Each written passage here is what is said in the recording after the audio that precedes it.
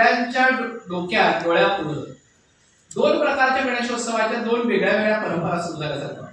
एक आपला घरगुती गणेशोत्सव, जो आपण त्याच्यामध्ये अखंड बुडालेलो असतो, आपल्याला नेमकं आपण काय करतोय हे कळण्याच्या पलीकडे आपण गेलेलो असतो. त्याच्याही बाजूला सार्वजनिक गणेशोत्सवाचं जे आपण रूप, तर या दोन्हीच्या मध्यंतरात म्हणजे मुळात आपण ज्यावेळेला गणपती गणेशोत्सव असा विचार करतो त्यावेळेला गणेशोत्सव काय आहे, तर भारतातले जेवढे म्हणून आपले सण आहेत, आपल्या हिंदू धर्माप्रमाणे आपल्या संस्कृतीप्रमाणे जेवढे सण आहेत ते सगळे सण हे सृष्टीचक्रावरती आधारित. आता तुम्ही म्हणा सृष्टीचक्राचा आणि गणपतीचा काय संबंध, तर गणपतीची जन्मकथा आपल्या सगळ्यांना माहिती. पार्वतीनं स्नानाला जाताना स्वतःच्या शरीरावर, त्याचा मळाचा, लोक म्हणतात मळाचा म्हणजे काय एवढा मळ होता का, तर मळ स्नानाला आता आपण सध्या जसं साबण लावतो किंवा काही क्रीम लावतो काही असेल त्याप्रमाणे उद्वर्तन स्नान म्हणजे स्नानाला जाण्यापूर्वी चंदन, चांगल्या प्रकारची मृत्तिका, म्हणजे आता आपण जशी मुलतानी मातीला म्हणतो तशा प्रकारची मृत्तिका याचा लेप शरीरावरती द्यायचा आणि तो त्या लेपापासून तिनं तयार केलेली मूर्ती आणि त्या मूर्तीमध्ये शंकरांनी प्राण म्हणजे तिनं प्राण घातला, त्याला गण म्हणून उभं केलं, शिवानी त्याचा शिरच्छेद केला, गजमुख बसवली. ही कथा पण सगळ्यांना माहिती. ही कथा दरवर्षी सृष्टी तुम्ही म्हणाल कसं, तर आपण सगळेजण गणपती आणताना गणपती बरोबर गणपतीची आणखी एक छोटी मूर्ती असते, तिला काय म्हणतो, तो गणोबा कसा असतो, चिखलाचा साधा 2 हाताचा गणोबा. असं कोणी मागितलं का असला आम्हाला हा काळा गणोबा नको, जरा चांगला कलर केलेला द्या म्हणून आपण कधीच म्हणत. पण गंमत अशी आहे, आपण जी सजावटीची मूर्ती आणतो तिच्यापेक्षा जास्त मान त्या मूर्तीला असतो. कारण ज्या वेळेला अनुराधा नक्षत्रावरती गौरी येतात, त्या गौरी आल्या की पहिल्यांदा आपण गौरीसमोर कोणाला ठेवतो, त्या गणोबाला. तर गणपती जर तुम्ही कॅलेंडर मध्ये बघितलं तर त्या गणपतीच्या खाली लिहिलेलं असेल पार्थिव गणेश व्रत. तर पार्थिव म्हणजे काय, जो पृथ्वीपासून तयार झाला, जो मृत्तिकेपासून तयार झाला. आता हे व्रत कुणी केलं पहिल्यांदा, तर श्रावण शुद्ध चतुर्थी पासून भाद्रपद शुद्ध चतुर्थी पर्यंत सिंधुरासुराच्या वधासाठी पार्वतीनं स्वतः पहिल्यांदा हे व्रत. रोज मातीचा गणपती तयार करायचा, त्याची पूजा करायची, दुसऱ्या दिवशी विसर्जन करून नवीन करायचं. असं 1 महिना व्रत केल्यानंतर भाद्रपद शुद्ध चतुर्थीच्या दिवशी पार्वतीच्या उदरी गणपतीचा दुसरा अवतार, जसे अवतार आहेत विष्णूचे जसे अवतार आहेत, विष्णूचे अवतार किती, 10. त्या 10 अवताराप्रमाणे गणपतीचेही अवतार आहेत. त्यातला गणपतीचा जो मयुरेश्वर अवतार आहे त्याची जयंती म्हणजे भाद्रपद शुद्ध चतुर्थी. म्हणजे गणपतीची सुद्धा वर्षातून 4 वेळेला गणपतीच्या जयंती असतात वेगवेगळ्या अवतारांची. माघी गणेश जयंती ही आदित्य आणि कश्यपाच्या घरी जन्मलेल्या महोत्कट अवताराची जयंती. ज्येष्ठ शुद्ध चतुर्थी ही गणपतीच्या शेषात्मज अवताराची जयंती. भाद्रपद शुद्ध चतुर्थी ही गणपतीच्या मयुरेश्वर अवताराची जयंती आणि वैशाख पौर्णिमा ही गणपतीच्या पुष्टीपती अवताराची जयंती. अशा 4 प्रकारांनी गणपतीचे 4 जन्मकाळ आपल्याकडे कुठे साजरे होत नाही, पण मोरगावला, थेऊरला, जिथं जिथं पण गणपतीची मुख्य मंदिर आहेत त्या ठिकाणी प्रसिद्ध दिसतात. तर या ठिकाणी हे पार्थिव गणपतीचं व्रत. आता मगाशी म्हटलं तसं सगळे सण सृष्टीचक्राला अनुसरून आहेत. आता पार्वती हे कशात, म्हणजे पार्वती हे रूपक कशाचं आहे, तर पार्वती हे रूपक आहे पृथ्वीच. या काळामध्ये आता पाऊस सुरू आहे, पाऊस सगळा गाळ डोंगरावर वाहून आणतोय, तो सगळा गाळ आता म्हणजे आता काय होतंय, हल्ली पावसाचं प्रमाण सगळं कमी नसतं. त्यामुळं पूर्वी आषाढ महिन्यात जोर लागणारा पाऊस श्रावणापासून थोडा थोडा थोडा थोडा निघून जाऊन भाद्रपद महिन्यात नद्या स्थिर होतात. त्यावेळेला नद्यांच्या काठाला गाळ लागलेला असतो. त्या गाळापासून पार्थिव गणपतीचं खरं व्रत कसं, तर ज्याला व्रत करायचंय त्याला नदीच्या काठावरती जायचं, तिथला आपल्या मुठीत बसेल एवढा गाळ आणायचा, त्याची मूर्ती तयार करायची, तिची पूजा करायची आणि ती नदीतच विसर्जित करायची. आता काय झालं, आपल्याकडे एक म्हण आहे, करायला गेलो गणपती आणि झाला मारुती. असं का म्हणतात, तर गणपती घडवणं अवघड आहे. गणपती करताना सगळ्यात अवघड भाग कुठला गणपतीचे तयार करायचा? सोंड. कारण ती सोंड टिकत नाही. समजा सोंड टिकली नाही तर ती अर्ध्यात मोडली तर त्याचा काय होणार? मारुती. म्हणून ती म्हण आहे, करायला गेलो गणपती झाला मारुती. कारण दोघंही आम्हाला तसेच दष्टपुष्ट दाखवायचं असतं. तर त्यामुळं आपण काय केलं, हे काम आपण एक काम दिलं मूर्तिकाराला. कारण आम्हाला सुबक गणपती घडवता येत नाही. मग मूर्तिकाराकडनं आपल्या अपेक्षा वाढायला लागल्या. जरा चांगला करा, जरा रंगीत करा. अजूनही खेड्यात बघा अनेक ठिकाणी काळ्या रंगाच्या मातीचे घडवलेले गणपती. मग त्याला आपण जरा रंग द्यायला सांगितला. मग ते जरा किरीटाचा पिवळा रंग फिकट वाटतोय, मग जरा ऑइल पेंटनं सोनेरी करा, मग त्याला चकमक घाला. मग त्याला आता पद्धत आली नवीन, त्याला फेटा बांधून द्या, त्याला धोतर नेसवून द्या, शेला घालून द्या. मग मातीचा गणपती आहे, त्याला दुखावलं तर आम्हाला परत त्रास होतो. म्हणून आपण भरभक्कम प्लॅस्टरची गणपती सुरू केली. मग प्लॅस्टरचा गणपती एवढा छोटा काय करायचा, मग तो आपण 5-21 फुटापर्यंत घेऊन ठेवला. कुठेतरी मध्यंतरी आंध्र प्रदेशात 51 फुटाचा आपण गणपती ठेवला आणि त्याच गणपती खाली चिरडून आणि बिचारी काही जळली.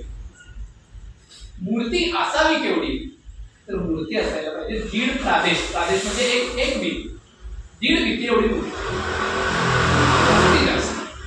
आता ह्याला तुम्हीच तयार. आणि जेवढा गणपती मोठा तेवढा आपला सण मोठा. तर 1.5 प्रादेश का?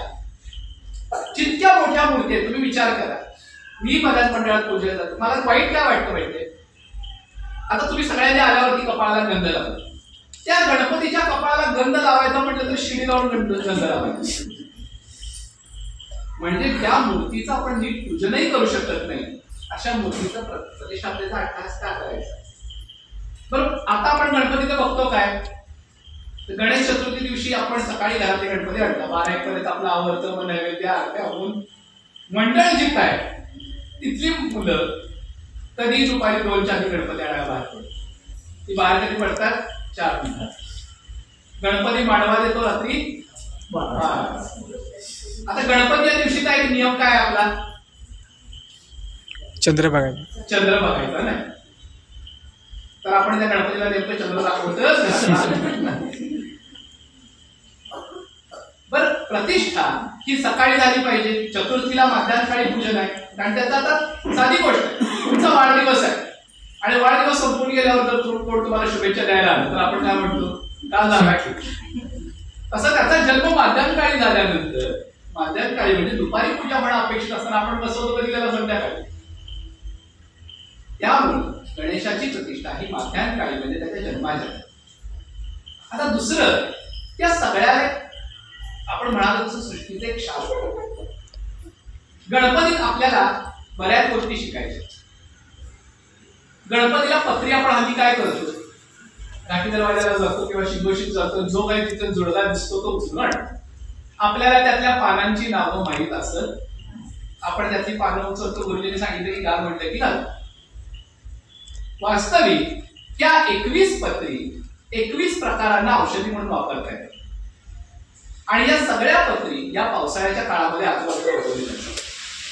त्याचं आपल्याला ज्ञान यावं म्हणून तुम्ही बघा, आता प्रत्येक सणाला पत्री आहे. काल जिवतीला आघाडा आणि दुर्वा आहे, आता पंचमीला नागाला सुद्धा आघाडा आणि दुर्वा आहे, त्यानंतर मंगळागौरीला 16 पत्री आहेत. असं प्रत्येक सणाला आपण आता पत्री घेतो. त्या प्रत्येक वनस्पतीला टिकवण्याची जबाबदारी आपल्यावरती आहे. काही जणांच्या घरी गौरीच्या वेळेला बाकीचा फुलाला आपण बांधलेला असतो. आता त्यातल्या बऱ्याचशा वनस्पती मिळत पण नाही. त्याचं कारण काय, तर आपण शेतामध्ये तणनाशक मारायला लागतो आणि त्या बाकीच्या वनस्पती तण म्हणून मरून देतो.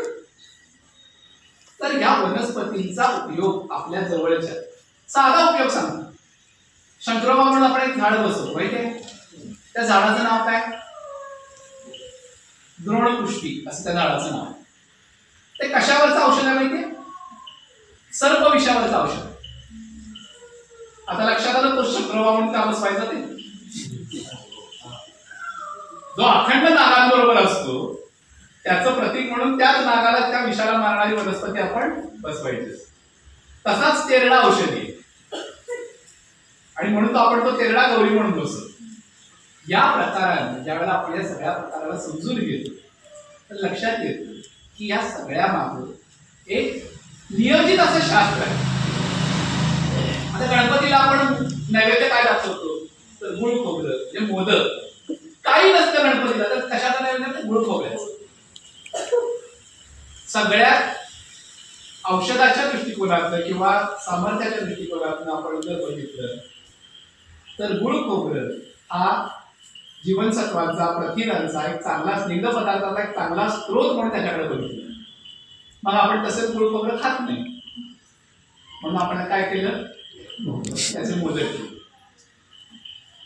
हे सगळे पदार्थ कशाबरोबर काय खायचं ह्याला पण नियम केले. मग नुसताच मोदक तसा खाता येत नाही म्हणजे तळणीचा असेल तर तूप घालत नाही पण उकडलेला असला तर आपण त्याच्यावर तूप घालतो पण तो पचला पाहिजे. म्हणजे आपण जे नैवेद्य दाखवतो किंवा पंचखाद्य म्हणून आपण एक पदार्थ तयार करतो आपण आता सध्या विकतही आणतो. तो काय आहे तर खारी खोबरं खसखस किसमिस आणि हे खडी साखर या 5 खर्ची आपण ते पंचखाद्य करतो. साधा सोपा प्रसाद आहे दुसरा काही करायला लागत नाही. पण या सगळ्या गोष्टी आपण हळूहळू विस्मरणार. आपण गणपती आणणं आपण ज्यावेळेला मगाशी म्हणतो पार्थिव गणपती या व्रताची जर भूमिका समजून घेतली तर बरीच जण आग्रह करतात आम्हाला नाही गणपती पाण्यातच सोडा. तर त्याला एक शब्द सुचतो आपल्याला समजून घेता म्हणजे आपण काय म्हणतो गणपती विसर्जन सृजन याच्या विरुद्धार्थी शब्द काय विसर्जन. सृजन म्हणजे निर्माण करणं. आता आपल्याला गणपती तयार करायचा पहिल्यांदा काय घ्यायला पाहिजे माती. मातीत काय मिसळलं पाहिजे पाणी. त्याला आकार दिला आता तो काय करायला पाहिजे वाळवायला पाहिजे. बरं मूर्ती घडवताना तिला काही ठिकाणी पोकळी ठेवायला लागते. म्हणजे बघा माती म्हणजे काय भूमी पाणी जलतत्व सूर्याच्या प्रकाशाला वाळवायचे म्हणजे अग्नितत्व वायू आणि पोकळी म्हणजे काय आकाश. पंचतत्वानं आपण तो गणपती तयार केला. आता ज्यावेळेला आपण त्याचं विसर्जन करू विसर्जन म्हणजे काय सगळं बरोबर त्याच्या उलट गेलं पाहिजे. माती मातीच्या जागी गेली पाहिजे पाणी पाण्याच्या जागी गेलं पाहिजे हवा आकाश आणि अग्नी मुक्त झालं पाहिजे. मग यासाठी आपल्याला गणपती कसा घेतला पाहिजे जर आपण प्लास्टरचा घेऊ तर त्याचं विसर्जन होईल का तो फक्त बुडवला जाईल. तो पाण्यामध्ये फक्त बुडवला जाईल. त्याचं विसर्जन व्हायचं असेल तर तो त्याच्या मूळ स्वरूपात आला पाहिजे. अशा पद्धतीची मूर्ती. मग आता काही जणांनी सांगितले की तुरटीची पावडर आणि अमुक केल्याची प्लास्टरचे गणपतीचं विघटन होतं. आता हे सगळं करताना आपण गणपती जलस्रोतात विसर्जित करतो. जल म्हणजे कोणाचं स्वरूप आहे गंगेचं. मग गंगेला अशुद्ध केलं तर त्या व्रताची सांगता व्यवस्थित होईल का गंगेला शुद्ध ठेवण्यासाठी जे करता येईल स्वच्छ ठेवण्यासाठी जे करता येईल. तुम्ही म्हणाल आम्ही खणित करतो गंगा आहे तर आपल्याकडं अगदी आंघोळीला घेतलेलं पाणी सुद्धा नाही ते सुद्धा आपण गंगाजल मानतो. आता आपण बादलीत पाणी घेतो. पहिली माणसं आंघोळीला पाणी कशात घ्यायचं विचार त्या भांड्याला नाव होतं गंगाळ. गंगाळ हा शब्दच मुळात गंगा आलय म्हणजे गंगेचं घर याच्यावरनं तयार झालंय. गंगालय म्हणजे कुठलंही पाणी हे आपल्या दृष्टीनं गंगा स्वरूप असेल. त्यामुळे भारतीय संस्कृतीचं एक वैशिष्ट्य आहे.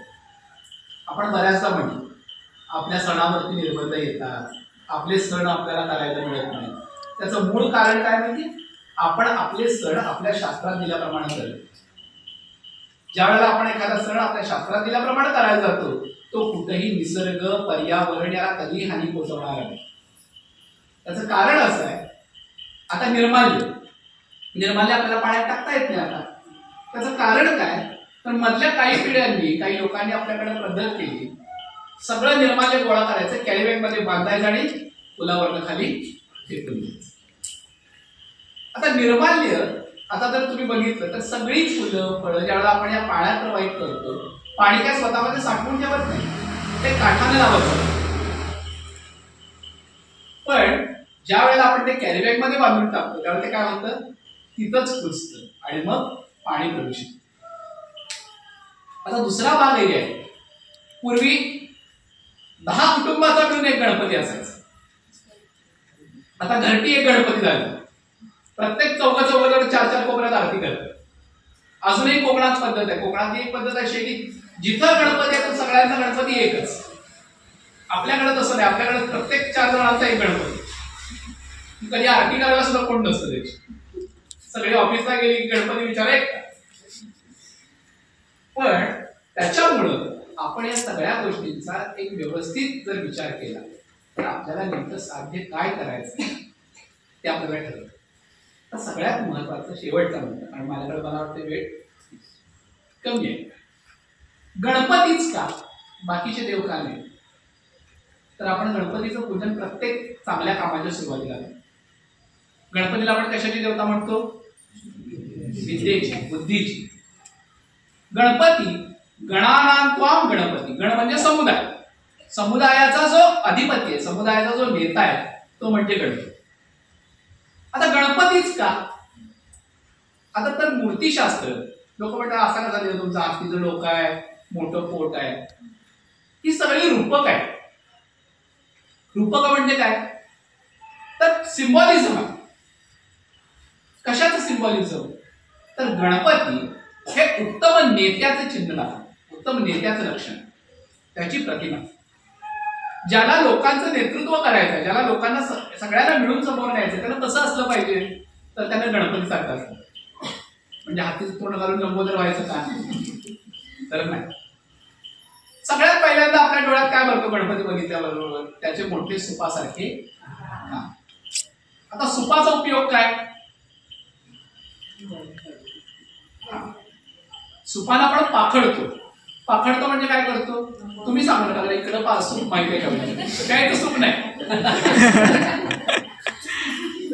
सूप नावाचा एक प्रकार असतो आपल्याकडे. आता तो कोणाकडे बांबूचा असतो, आता अल्युमिनियमचाही आलेला आहे, प्लास्टिकचाही मिळतो.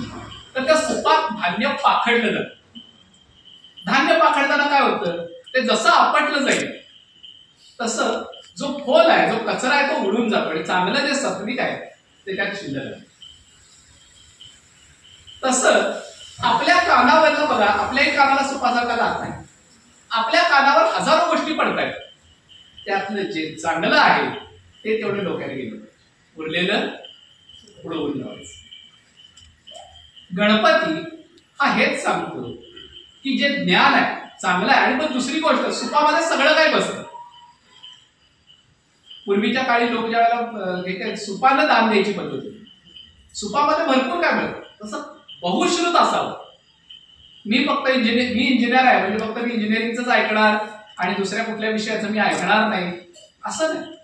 सगळ्या विषयाचं ऐकायचं. सगळ्या विषयातली आपल्याला जेवढी जुजबी माहिती पाहिजे तेवढी सगळी आपल्याला आली पाहिजे. बऱ्याचदा असं होतं, म्हणजे कधी कधी वाईट वाटतं. आताच्या सिलेबसला बहुतेक तो प्रकार नाहीये. पत्रलेखन आपल्याला आम्हाला शाळेत असताना असायचं. प्रति कुठं लिहायचं, प्रेषक कुठं लिहायचं. प्रेषक म्हणजे पाठवणार. आता होतंय असं, चांगली चांगली कॉलेजची मुलं ज्यावेळेला पोस्टात येतात की त्यावेळेला ती त्या पोस्टमास्टरला किंवा त्या पोस्टमनला विचारतात की तर पत्ता कुठं घालायचा हो. आणि एकदा तर एकाला असं केलं होतं, आपलं नाव वर त्यांनी पाठवलं, ज्याला पाठवायचं त्याचं खाली घातलं होतं, ते पत्र फिरून त्याच्यात घरी गेलं. म्हणजे ज्ञान हे छोट्या छोट्या गोष्टीतनं मिळत राहतं. त्याचा सार घेण्याचा प्रयत्न आपल्याला करता आला. आणि दुसरी गोष्ट, कानावरती असंख्य गोष्टी पडल्या तरी चांगल्या गोष्टी डोक्यात. दुसरं गणपतीचं काय आहे? विशाल मस्तक. हत्तीच्या बाबतीत आणखी एक म्हटलं जातं की हत्तीची बुद्धी आणि स्मरणशक्ती प्रचंड आहे. हत्ती कुणाला विसरत नाही. तेव्हा एक लेख वाचला तर त्याची बघणं ते पडताळून बघायचंय मला अजून, पण तो इतका छान होता. एका माणसानं जंगली हत्तींच्या मुक्तीसाठी प्रयत्न केले आणि जवळपास 20-25 हत्तीची त्यानं सुटका केली होती वेगवेगळ्या प्रकरणातून, आजारातून असेल किंवा कशात. कसं कोण जाणे, ज्या दिवशी तो माणूस हृदयविकाराच्या झटक्यानं गेला 20 हत्ती त्याच्या दारात आले होते आणि अजूनही त्याच्या त्या वार्षिक श्राद्धाच्या दिवशी ते हत्ती न बोलवता येतं. म्हणजे ही त्यांची स्मृती आहे. ज्याला लोकांचं नेतृत्व करायचं त्याची स्मृती अशी असली पाहिजे, त्याला सगळं लक्षात राहिलं पाहिजे. दुसरं काय आहे? गणपती डोळे बघा. डोळे गणपतीचे कसे? बारीक. जे बघायचं ते सूक्ष्म दृष्टीने बघता आलं पाहिजे. नुसतं डोळ्याला दिसतंय तेच खरं नाही, त्याच्या मागं सुद्धा काय असू शकतं याचा वेध घेता आला. हत्तीच्या सोंडेचा दुसरा गुण काय? तर हत्तीची सोंड ही दूरदृष्टीचं प्रतीक आहे. पुढच्या सगळ्या धोक्यांना समोर जो चालतोय त्याला पुढचे धोके ओळखता आले पाहिजे. कारण 4 माणसं त्याच्या विश्वासावर चालाव्या. ते धोके ओळखायची शक्ती त्याच्याकडे आहे की त्याचा प्रतिनिधित्व सोड. त्याचं लंबोदर मोठं पोट आहे. कशासाठी? तर एक गोष्ट आहे, विक्रम राजाच्या दरबारामध्ये एकसारख्या दिसणाऱ्या 3 बाहुल्या त्याच्या राजानं पाठवल्या आणि सांगितलं यातली श्रेष्ठ कुठली, मध्यम कुठली आणि कनिष्ठ कुठली आम्हाला करून दाखवा. लोकांनी बघितलं काय कळे ना, म्हणजे 3ही एका साच्यात ओतवलेल्या बाहुल्या. राजासाठी सांगितलं तार द्या म्हणाला. एक तार घेतली, पहिल्या बाहुलीच्या कानातून घातली की त्या बाहुलीच्या तोंडातून बाहेर, दुसऱ्या बाहुलीच्या कानातून घातली दुसऱ्या कानातून बाहेर, आणि तिसऱ्या बाहुलीच्या कानातून घातली ती कुठे गेली ती समजली. त्यावर त्याने सांगितलं ही जी पहिली बाहुली आहे ती कनिष्ठ, तिला काही सांगून उपयोग नाही, तिला जे सांगितलं जाईल ते रेडिओ सारखं सगळ्या गावावर केलं जाणार. दुसरी बाहुली त्यातल्या त्यात निरुपद्रवी, या कानानं ऐकणार त्या कानानं सोडून द्या, आणि तिसरी बाहुली मात्र उत्तम आणि ती या कानानं ऐकून बरोबर पोटात साठली. तसं लंबोदर म्हणजे काय तर 4 घरची 4 जण घेऊन चालायची म्हणजे ती चुका करणार काहीतरी करणार हे सगळं आहे, पण त्यांच्या अपराधांना क्षमा करायची ताकद असते. आता मजा अशी आहे, एका बाजूला आपण म्हणतोय स्मृती चांगली ठेवायची आणि अपराधाला क्षमा करायची, ते दोन्ही विरोधी नाही. तर नेत्यानं काय करायचंय, तो कुठं चुकला होता हे लक्षात ठेवायचं, पण चुकला होता हे विसरून जायचं. म्हणजे पुन्हा जबाबदारी सोपवताना काय सोपवायची नाही किंवा जर सोपवली तर काय काळजी घ्यायची याचं आरेखन आधी डोक्यात असलं पाहिजे. आता त्याच्या हातातली शस्त्र, आपण आता गणपती हातात काही शस्त्र देऊ, कुंभाराची घडवेल ते किंवा आपल्याला मिळतील ते. गणपती ही अशी देवता आहे की ती शैव वैष्णव शाक्त सगळ्यांच्यात आहे, त्यामुळे तिची शस्त्र, आता शंकराचा पुत्र म्हणून असेल तर त्याच्या हातात त्रिशूल आणि परशु असतो, विष्णूचा म्हणून असेल तर त्याच्या हातात शंख आणि चक्र असते. पण गणपतीची खरी आयुध काय तर अथर्वशीर्ष आहे. एकदंतम चतुर्हस्तम पाशम अंकुश धारणम, पाश आणि अंकुश. आता अंकुश कशाला तर अंकुश हा हत्तीवरती नियंत्रण आणायला वापरला जातो. तसं सगळ्यांवरती त्याचं नियंत्रण आहे. क्रोध तारा अंकुशोज्ज्वला, त्याचा रागाला सगळेजण घाबरले पाहिजे. उगाच चिडचिड नाही, उगाच चिडचिड करणाऱ्या माणसाला सगळेजण घाबरत नाही, वैतागतात.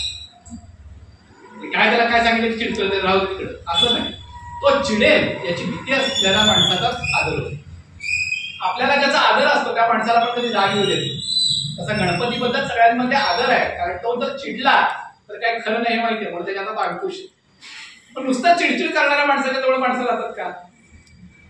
त्याने इतरांवर प्रेमही केलं म्हणून त्याच्या हातातला पाश हा सगळ्यांना प्रेमानं बांधून ठेवणारा पाश. त्याच्या हातामध्ये एक खंडित दंत आहे, तो त्याचाच दात आहे, तो त्याच्या कष्टाचं प्रतीक आहे. आणि त्याच्या हातातला मोदक हे त्यानं सगळ्यांवरती असलेल्या स्नेहाचं प्रतीक. ही गणपतीची आयुध आणि ह्या स्वरूपाच्या मूर्ती आपण ज्या वेळेला बघतो, वेगवेगळ्या रूपातल्या मूर्ती आपण म्हणतो, आम्हाला कधी कधी वाईट वाटतं. आम्ही आपलं ते स्क्रीनवरती दिसतंय त्याचं आम्हाला आपलं कौतुक करायला लागतं, पण जगातलं सगळ्यात मनाविरुद्ध करायचं काम ते. कारण मूर्तीशास्त्राप्रमाणे प्रत्येक देवतेची ही जी चिन्ह आहे, कुणी बघितला तो देवता?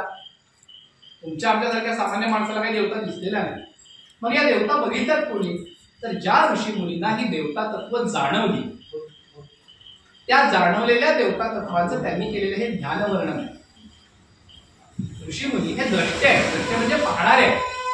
त्यांनी त्या देवतांना तसं पाहिलं, त्यांच्या तत्वांना तसं बघितलं, तसं त्यांनी ते शब्दात मांडलं आणि मग मूर्तिकारांनी त्याच्यावरती मूर्ती घडवली. त्यामुळं गणपतीची मूर्ती ही गणपतीसारखीच असली पाहिजे. ती जर आपण शंकरासारखी करायला गेलो तर तो शंकर होणार, म्हणजे नुसता सोंड लावलेला शंकर असंच त्याचं स्वरूप होणार. त्यामुळं गणेशाच्या मूर्ती बसवताना शक्यतो एकदंत चतुर्हस्त पाश अंकुश या आयुधाचं जर मूर्ती घेता आली तर उत्तम. कारण त्या स्वरूपामध्ये ते गणेश तत्व, आता हा उत्सव जो आहे तो उत्सव नाही, ते व्रत आहे. आपण 21 दुर्वा वाहतो गणपती. का वाहतो? तर 21 तत्व आपण गणपतीला देतो. कुठली 21 तत्व? तर 5 ज्ञानेंद्रिय, 5 कर्मेंद्रिय, 5 त्या ज्ञानेंद्रियांच्या शक्ती आणि 5 कर्मेंद्रियांच्या शक्ती. आता तुम्ही म्हणाल 5 कर्मेंद्रियांच्या शक्ती, ज्ञानेंद्रियांच्या शक्ती कशा आल्या? तर डोळे आहेत, पण जर दृष्टीच नसेल तर, म्हणजे व्यक्त होण्याचं माध्यम आणि शक्ती असं दोन्ही, म्हणजे ही किती तत्व झाली? 5 ज्ञानेंद्रिय आणि 5 त्यांच्या शक्ती किती झाल्या? 10. 5 कर्मेंद्रिय आणि 5 त्यांच्या शक्ती किती झाल्या? 20. 21 काय?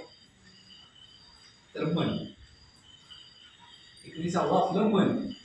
आणि ते सगळं मिळून ज्यावेळेला आपण गणपतीला समर्पित करतो त्याचा अर्थ असा की आम्ही तुला सगळं काही दिलेलं आहे. आता तुम्ही सगळेजण रोज एकमेकांच्या घरी आरतीला जातो. बऱ्याच वेळेला आपण आरत्या म्हणतो, पण आरतीचा एक क्रम आहे. काय क्रम आहे? तर देवांची पंचोपचार पूजा केली जाते. संध्याकाळच्या आरतीला पंचोपचार पूजा. गंध, पुष्प, धूप, दीप आणि नैवेद्य. तुम्ही म्हणाला आरती झाली त्याच्यानंतर. आता नैवेद्य आधी दाखवायचं का नंतर याच्यावर बऱ्याच चढायचं, पण नैवेद्य समजा तुम्हाला जेवायला मी बोलवलं, तुमच्या पुढे वाढून ठेवायला तुमच्यावर गप्पा मारत बसतो या म्हणून सांगितलंच नाही तर कंटाळा येणार नाही. त्यामुळे गंध, पुष्प, धूप, दीप, नैवेद्य आणि नैवेद्यानंतर महानिरांजन म्हणजे आता नैवेद्य सुद्धा आपण म्हणतो नैवेद्य दाखवला. नैवेद्य दाखवला म्हणजे काय करतो आपण? देव तर त्यातलं काही खाताना दिसत नाही, मग आपण देतो काय त्यातलं? तर आपण त्यातली 5 तत्व जे 5 पंचप्राण आहेत ते आपण त्या देवाला देतो. आता प्राण तत्वाची गंमत अशी आहे जे सगळीकडे भरून उरले, ते दिलं तरी कमी होत नाही आणि घेतलं तरी संपत नाही. त्यामुळे आपण नैवेद्यातले 5 तत्व ती सुद्धा, आता तो शिकायचा मुद्दा आहे किंवा त्याचा, पण आपण मग अशी म्हटलं पंचतत्व आहे, तशा या पंचतत्वाचं प्रतिनिधित्व आपली 5 बोटं करतात. म्हणून बाहेर कुठेतरी आपण गेलो जेवायला, अगदी काही कॉन्फरन्स आहे तिथं चमच्यानं विचारत जेवलो आपण, काही पण शक्य असेल त्यावेळेला या 5 बोटांचा उपयोग करून व्यवस्थित जेवावं माणसं. त्याचं कारण असं आहे की 5 बोट या पंचतत्वांचं प्रतिनिधित्व आहे. भूमी, वायू, आकाश, जल आणि आकाश या 5ही तत्वांचं प्रतिनिधित्व करणारी ही 5 बोट आहेत. म्हणून ज्या वेळेला देवतांसाठी आपण नैवेद्य दाखवतो, प्राणाय स्वाहा, अपानाय स्वाहा, व्योमाय स्वाहा, उदानाय स्वाहा, समानाय स्वाहा आणि ब्रह्म, या 5ही बोटांना एकत्र करून परत ब्रह्मणी स्वाहा. पण त्याच्यानंतर आपण काय करतो तर मध्य प्राशनार्थे पाण्य, म्हणजे आता हे आपण जेवावं कसं याचा पण नियम आहे. जेवताना थोडं आपण जसं मध्ये पाणी पितो तसं देवालाही पाणी प्यायला द्यायचं. त्याच्यानंतर पुन्हा 5 घास देवाला जेवायचे, म्हणजे देव किती घास खाणार आहे? फक्त 10. पण त्याच्यानंतर उत्तरापोषण, म्हणजे आता हे नाही जमलं तरी देवाभोवती नुसतं पाणी फिरवलं म्हणजे नैवेद्य नाही. इतके कष्ट करून या मायमुला स्वयंपाक करतात, आपण काय करतो? नुसतं असं पाणी फिरवतो. तर त्याला आपण ज्याला बोलवलंय तो याचा आस्वाद घेतो, तो जेवतोय, ही कल्पना जरी आपण मनामध्ये केली तरी त्याचा नैवेद्य पोचण्यासाठी. त्याच्यानंतर उत्तरापोषण म्हणजे जेवल्यानंतरची आपोषणी, पाणी पिण्यासाठी. हस्तप्रक्षालन म्हणजे हात धुण्यासाठी. मुखप्रक्षालन म्हणजे तोंड धुण्यासाठी, चूळ भरण्यासाठी. त्याच्यानंतर मुखवासन, पूर्वीची माणसं जेवल्यानंतर आपल्यासारखा पानपट्टीवरचा पान नाही, मसाले पान, काच, चुना, सुपारी, लवंग 13 गुणांचा विडा असतो. तो विडा मुखवासाचे उगीमध्ये तांबूल आणि त्याच्यानंतर दक्षिणा, म्हणजे आपण जे काही केलं कर्म त्याच्याबद्दल 1 रुपया 2 रुपये आपण ठेवतो, आपण काय फार ठेवत नाही. हे सगळं दिवस देवाला प्रार्थना करायची की जसं जमलं तशी सेवा केली, आणि म्हणून आपण आरत्या म्हणतो. तर जाता जाता शेवटी या वर्षीचा एक अभ्यासाचा मुद्दा म्हणून आरत्या आपण म्हणतो. पहिली सुखकर्ता म्हणू, नंतर दत्ताची म्हणतो, आणखी कुठल्या म्हणतो. या वेळेच्या आरत्यांच्या मध्ये माहित असेल त्यांना सांगू नका, यांना सगळ्यांना करू द्या अभ्यास करा. ज्या ज्या आरत्या म्हणतात त्या आरत्यांच्या रचनाकारांची नावं जरा सांगायची. शेवटचं कडवं आणि हिंट घेऊन सांगतो, शेवटच्या कडव्यामध्ये ती आरती लिहिणाऱ्या माणसाचं नाव असतं. बघायचं आता या वेळेला शोधून बघा मुद्दा. आरती म्हणजे काय असते तर आरती ही त्या देवाचं वर्णन आहे. सुखकर्ता दुःखहर्ता वार्ता विघ्नाची. आता वार्ता विघ्नाची नंतरचा नुरवी शब्द गेला दुसऱ्या ओळी. नुरवी वार्ता विघ्नाची नुरवी, त्याच्या स्मरणानं विघ्नाची वार्ता उरत नाही. पूर्वी प्रेम कृपा जयाची, त्याची कृपा सगळं प्रेम देते. सर्वांगी सुंदर कोटी नाही, कोटी म्हणजे जसं गौरीला लावलेली आहे त्याची शेंदुराची मुठी ज्याला लावली असा हा गणपती. जय देव जय मंगलम दर्शन मात्रे मला कामना. रत्न खचित फरा, फरा म्हणजे पुरा, रत्न खचित फरा. या सगळ्या वर्णनातून शेवटी एक ओळ आहे, त्यामध्ये आरतीच्या रचनाकाराचं नाव. दास रामाचा वाटपा आहे संसर्गी पावावे निर्माण येते, ही रामदास स्वामी रचलेली. मारुती रायाची आरती म्हणत नाही शकतो त्यामुळे ती लक्षात येणार. शंकराची आरती कोणी रचली? शेवटची ओळ पंचानन मनमोहन वाचे उच्चारी राम, ही पण रामदासांची. दत्त महाराजांची आरती शेवटचं कडवं ऋतूपणाची झाली गोडवण एका जनार्दनी म्हणजे कोण? विठोबाची आरती केशवासी. दुर्गेची आरती प्रसन्न वदने प्रसन्न होसी निजदासा देशापासून सोडली थोडी गौपाशा. त्यांनी नवनाथ कथा साधकला त्यांची आरती. 17 उड्डाणे हुंकार वगैरे. मारुती राजा आरतीचा शेवट रामी रामदासा शक्तीचा शेव. परत रामदासांची आरती. म्हणजे अशा सगळ्या त्यांनी रचलेल्या या आरत्यांचे अर्थ बघ, त्यामध्ये तुम्हाला सगळ्यांचं वर्णन डोळ्यापुढे दिसतं. हे ज्यावेळेला आपल्याला सांगते आणि आरती करते वेळेला आपण आरती ज्यावेळेला देवांवरून ओवाळतो तर ती पद्धत काय? पूर्वी देवळांमध्ये अंधार असायचा, लाईट नसायचं. आरतीच्या दिव्यांबरोबर देवाचे सगळे अवयव अलंकार सगळं उजळून दिसलं पाहिजे. आणि ते जसं ज्यावेळेला आपण त्या क्रमानं बघत जातो त्यावेळेला आपल्याला देवाच्या ताकदीची जाणीव. आणि हे सगळं झाल्यावर आरती करायला प्रत्येकाला नैवेद्य दाखवतो. तो देवासाठी नसतो. जे आरतीचं पात्र आहे, एकारती असेल, निरांजन असेल, पंचारती, कापूर आरती, तुम्हाला देव दाखवायसाठी म्हणून भाजलं तापलं, त्याला शांत करण्यासाठी त्याच्यावरती गंधफूल घालून तो नैवेद्य त्याला दाखवतो. म्हणजे कृतज्ञता हा आपल्या संस्कृतीचा आत्मा आहे. आपण सगळ्यांबद्दल कृतज्ञता व्यक्त करतो. काल कोणाबद्दल कृतज्ञता व्यक्त केली? परवा दिवशी अमावास्येला दिव्यांबद्दल. कारण आता इथनं पुढे 4 महिने दिव्यांचंच काम आहे, रोज नवीन दिवे लावायचे. आणि मंगळवारी कोणाबद्दल कृतज्ञता? सोमवार मंगळवार नागांबद्दल. म्हणजे या प्रत्येकाबद्दल आपण कृतज्ञता व्यक्त करत जातो. ते अगदी दसऱ्याला शेवटी वाहनांबद्दल, शस्त्रांबद्दल, सगळ्यांबद्दल कृतज्ञता करून दिवाळीला धान्याच्या राशीची पण कृतज्ञता व्यक्त करतो. हे जर आपण समजून घेतलं तर या सणांचा आत्मा कळतो. आणि या भावनेनं जर आपण करायला लागलो तर मला वाटत नाही तुम्हाला कुठेतरी बाहेर येऊन शिकवावं. हे सगळं आपल्या अंतरंगात आहे, आपल्या घरात आहे, आपण पद्धतीनं पाळत आलो. हे जर आपण सांभाळलं तर प्रत्येकाबद्दल कृतज्ञता, या सगळ्याला एक भाव रमत आहे. गणपतीच्या सणामध्ये गणपती येतो तो देव म्हणून नाही. गणपती नंतर कोण येतं? गौरी. गौरी आपल्या माहेरवाशिनी म्हणून आपण त्यांना म्हणतो. म्हणजे आपल्या मुली जर सासरी असतील तर त्या माहेरी आल्यानंतर आपण त्यांचे जसे लाड करतो तसे आपण गौरीचे लाड करतो. त्यानंतर गणपती आपला कोण झाला? भाचा. म्हणजे आपल्याबरोबर आपलं भावंड आल्यानंतर आपण जास्त प्रेमानं स्नेहानं त्याच्याबरोबर वागतो.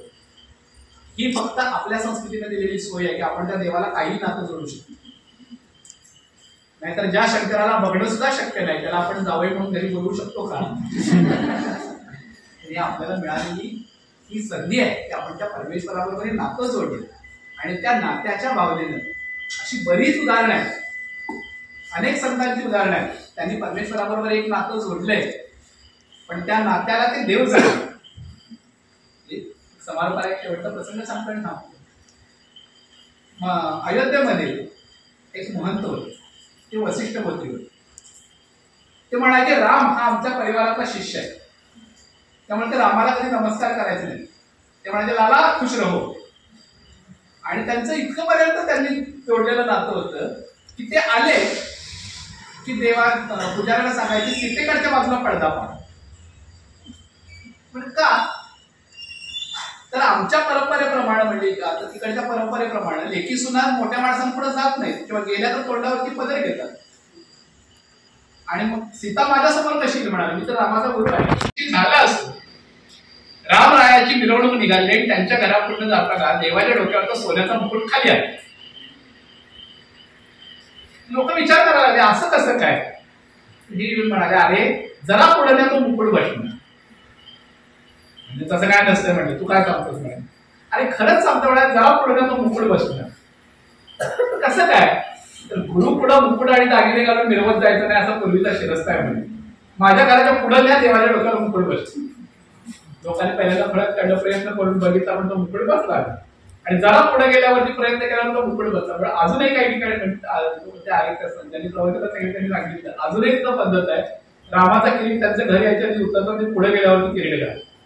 म्हणजे ही जी भावना आहे आपण ज्या भावना आहेत जसं रामचंद्र म्हणजे की जशी भावना असेल त्यामुळं हा सण हा उत्सव आपल्याला परमेश्वराशी नातं जोडण्याचा एक सुवर्ण क्षण आहे. आणि त्याची अनुभूती जर घेतली तर आपल्याला त्याचं ओझं वाटणार आणि सत्यात शेवटी आता इकडं बरंच सांगितलं.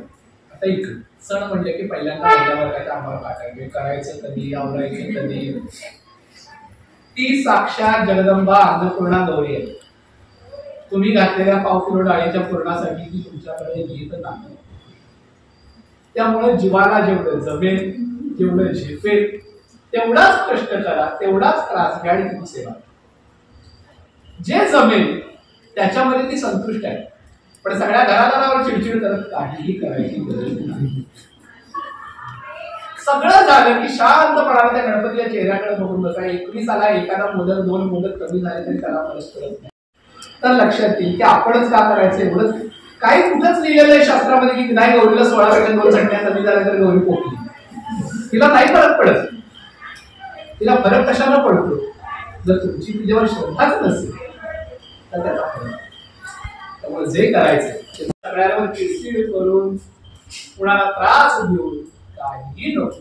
जे करायचं ते आनंदाने समाधानासाठी आणि प्रेमाने करा. ते परमेश्वराला बोलण्याची संधी दिली त्याबद्दल सगळ्यांचे आभार. विशेष सगळ्यांचे आभार.